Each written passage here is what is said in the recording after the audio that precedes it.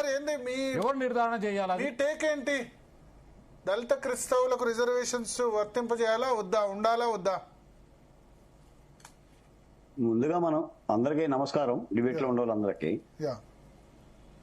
దళిత క్రిస్టియన్లకి రిజర్వేషన్లు ఉండాలా వద్దా అని అడిగే ముందు భారతదేశంలో రిజర్వేషన్లు ఎలా వచ్చాయని తెలియాలి. ఎలా వచ్చాయి, ఎవరికి వచ్చాయి, ఏ ప్రాతిపదికన వచ్చాయి. అంబేద్కర్ గారు కూడా ఈ రిజర్వేషన్లు ఎందుకు ప్రతిపాదించారు? ఇందాక మిత్రులు ఒకరు మాట్లాడుతూ మాట అన్నారు. వర్ణ వ్యవస్థలో కులాలుంటాయి, వర్ణాలుంటాయి, హెచ్చు తగ్గులుంటాయి, తారతమ్యాలు ఉంటాయి. కాబట్టే రిజర్వేషన్ల ప్రతిపాదన అవసరం వచ్చింది. భారతదేశం వర్ణ వ్యవస్థ దేశం.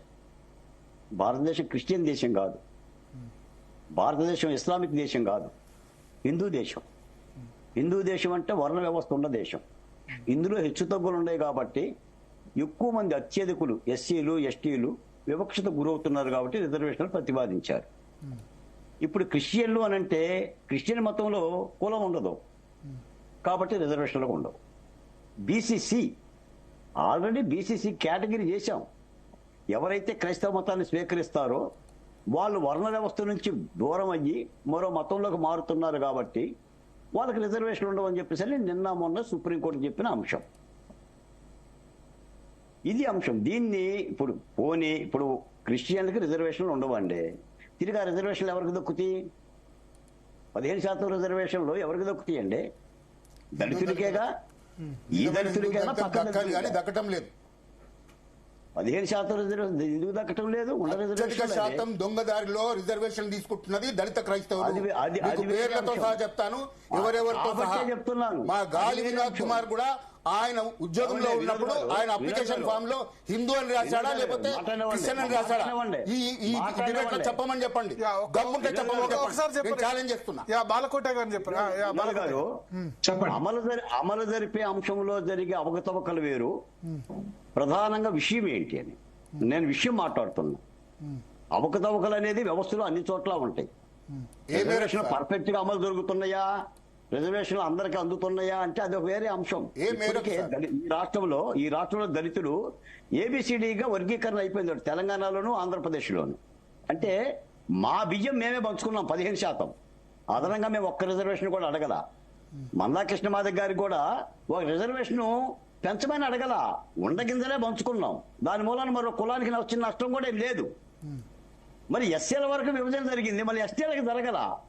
అంటే ఇక్కడ చాలా అంశాలు ఉంటాయి. కాబట్టి నేను అనేది ఏంటంటేనండి, ఇప్పుడు క్రైస్తవం స్వీకరించాలనుకున్నప్పుడు బీసీసీ ఉంటుంది. పైపొచ్చింది ఒక దళిత క్రైస్తవులకే కాదు, రేపొద్దున బీసీలకి, కాపులకి, రెడ్డులకి, కమ్మలకి వాళ్ళు క్రిస్త మతం తీసుకుంటే ఏమవుతుంది? ఈ రోజున ఈబీసీ రిజర్వేషన్లు ఉంటాయండి, ఎకనామికల్ బ్యాక్వర్డ్ క్యాస్ట్. కాపుల రిజర్వేషన్లు ఉంటాయి, బీసీలకి రిజర్వేషన్లు ఉంటాయి. అది కూడా అంశం అవుతుంది రేపొద్దున. చాలా ఇదంతా ఒక ఇబ్బందికరమైన అంశమే. కాబట్టి నిన్న మొన్న సుప్రీంకోర్టు ఆ ఎజెండాని తీసుకుంది కాబట్టి చర్చ జరుగుతుంది. ఇంకో మాట కూడా చెప్తున్నాను, ఈ రోజున కట్టే కొట్టే తెచ్చని ఒక 3 మాటల్లో చెప్పే అంశం కూడా కాదండి. ఇది కోట్ల మంది దళితులను ప్రభావితం చేసే అంశం. ఈడబ్ల్యూఎస్ అండి, economical backward caste. Economic weaker sections. It is not a caste. It is not a caste sir. దాన్ని కన్ఫ్యూజ్ చేసే ప్రయత్నం. ఎకనామికల్ వీకర్ సెక్షన్ కులం లేదా? కులం లేదా వాళ్ళకు? వాళ్ళ కులం లేదా ఏంటి? వాళ్ళ ఎకనామిక్ వీకర్ సెక్షన్ అన్నాను. ఈబీసీ నుంచి అది ఈబీసీనా? ఈబీసీనా ఈడబ్ల్యూఎస్ఆ? కాదండి, ఈడబ్ల్యూఎస్ఆ? సరే ఒక్క నిమిషం. మన టాపిక్ దళిత క్రైస్తవులకు రిజర్వేషన్ ఇవ్వద్దా ఇవ్వాలా వద్దా అది చర్చిద్దాం. చెప్పండి. జగన్మోహన్ రెడ్డి గారు క్రిస్టియన్, జగన్మోహన్ రెడ్డి గారి కులం ఉందా లేదా? ఉన్నది. ఉందా? అలాగే ఉంటుంది ఏబీసీ కూడా. చెప్పడం కాదండి, చెప్పమని చెప్పండి.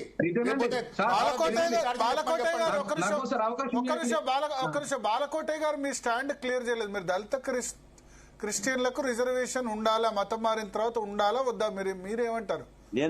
నేను మాట చెప్తున్నా sir. My name is Balakotaiah. I'm a Hindu. Mala BCC అని చెప్పి క్రిస్టియన్లకు ఒక సపరేట్ కేటగిరీ ఉంది. ఈ రోజున సుప్రీంకోర్టు చెప్పింది, మీరు క్రిస్టియన్లుగా మారే దళితులకు రిజర్వేషన్ ఉంటుందని సుప్రీంకోర్టు చెప్పింది. నువ్వు నేను చెప్పలేదు. కాబట్టి అది చర్చ అయ్యింది. ఇప్పుడు సుప్రీంకోర్టు ఆదేశాలు పాటిద్దామా ధిక్కరిద్దామా? అంటే సుప్రీంకోర్టు ఇది మొదటిసారి కాదు చెప్పడం, ఇదివరకు 8-10 సార్లు జడ్జిమెంట్ చెప్పింది. కానీ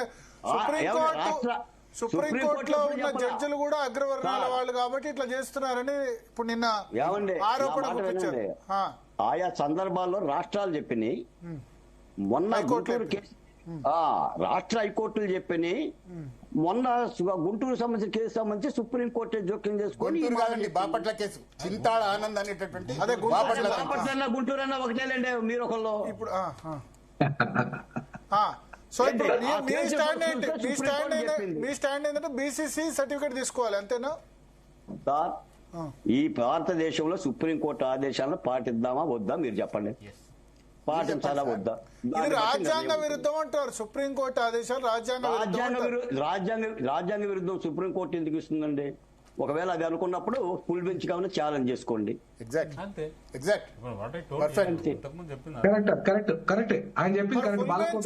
పెండింగ్ లో ఉందా ఫుల్ బెంచ్? దీనిలో పెండింగ్ లో ఉందా గాలి వినోద్ కుమార్ గారు? నేను మాట చెప్తాను సార్. భారతదేశం కులాల దేశం, మతాల దేశం.